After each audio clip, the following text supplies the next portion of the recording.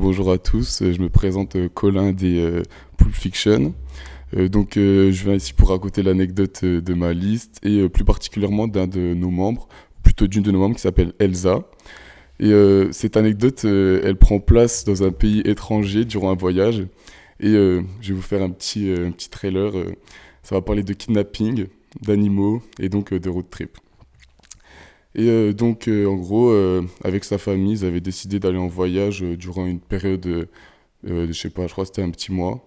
Et euh, Ils ont choisi durant une après-midi d'aller dans une réserve animalière. Et puis, en gros, l'objectif, c'était pour la famille et pour la petite Elsa, qui avait à l'époque 5 ans, il me semble, de rencontrer voilà, différents animaux. Et puis, voilà, en général, d'avoir une expérience sympathique pour sa vie future. Elle avance dans la réserve et puis entre autres éléphants, tigres, il rencontre des singes. Il y avait des personnes qui s'occupaient de la réserve et qui leur disent, mais vous savez, les singes, ils sont très amicaux et puis c'est assez courant, assez commun que des visiteurs aillent voir les singes. Ils se disent, bah, trop cool, allons voir les singes et puis pourquoi pas voilà, échanger, se rapprocher des singes. La petite Elsa, voilà, toute aventureuse qu'elle était, avance et s'approche des singes. Sauf que les singes, très amicaux, se sont dit que cette petite était l'une des leurs et ont kidnappé la petite Elsa.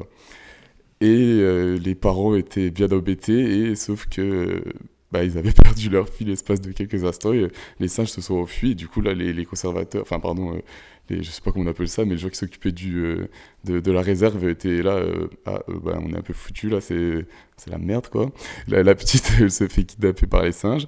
A priori, voilà, 15 minutes après, ils sont allés récupérer la petite qui était toute contente, elle était toute affolée avec les singes. Les parents, ils étaient vraiment genre dégoûtés, ils avaient trop peur qu'il se passe un truc, et puis elle vivait le meilleur moment de sa vie. Voilà, ils ont récupéré leur fille qui s'était kidnappée par des singes, mais qui en fait était bien heureuse avec eux. Ça a failli être un remake de Tarzan, ça. Ouais, c'était à peu près ça, ouais.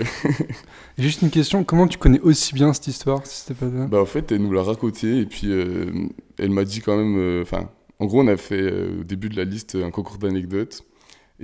Franchement, elle nous a tous cassés. Enfin, genre vraiment, on pouvait rien faire contre ça. Et puis on s'est dit, vas-y, voilà.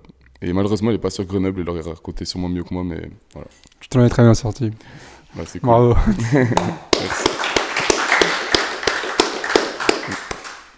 Donc voilà, anecdote numéro 2. Et là, celle-là, elle est peut-être un peu moins bien, mais vu que c'est sur notre présidente, Espérance, je pense que ça peut faire plaisir aux gens de l'entendre. Et puis voilà, je la mets un peu dans la sauce sans qu'elle le sache. Donc en gros, notre chère amie Espérance, pendant qu'elle était au lycée, elle était dans un lycée catholique, il me semble, enfin voilà, je pense que c'était pas la seule, mais voilà, c'était le cas. Et en gros, ils avaient pour projet annuel d'aller à Lourdes pour préparer, puis voilà, genre en général, faire différentes tâches en rapport avec le pèlerinage de Lourdes. Voilà, il se dirige vers là-bas avec sa bande d'amis, je suppose, ou en tout cas avec son lycée et puis les professeurs.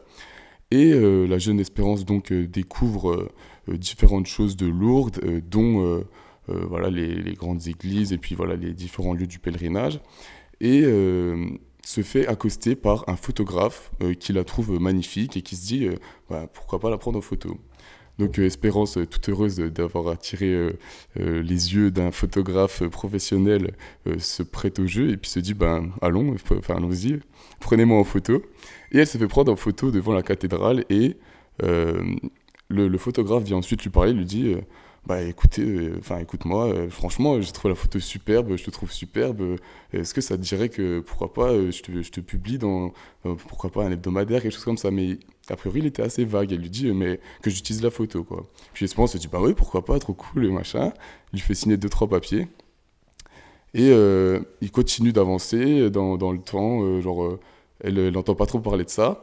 Et l'année suivante, quand elle retourne à Lourdes pour faire le pèlerinage, au même endroit, elle voit une affiche d'elle de placardée sur le mur de 10 mètres sur 10 mètres avec écrit «Les chrétiens d'Europe».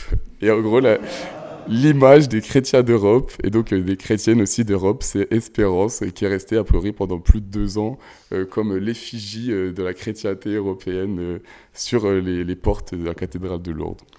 Donc voilà. Attends, j'ai eu un peu peur parce que le début, ça ressemblait vraiment à un mauvais porno quand même. Hein. Ça, elle pourra peut-être vous raconter un peu d'autres anecdotes, mais ça me concerne pas, je ne sais pas. Cela ne nous regarde pas. C'est à peu près ça. Merci beaucoup. Bravo. Pas de souci.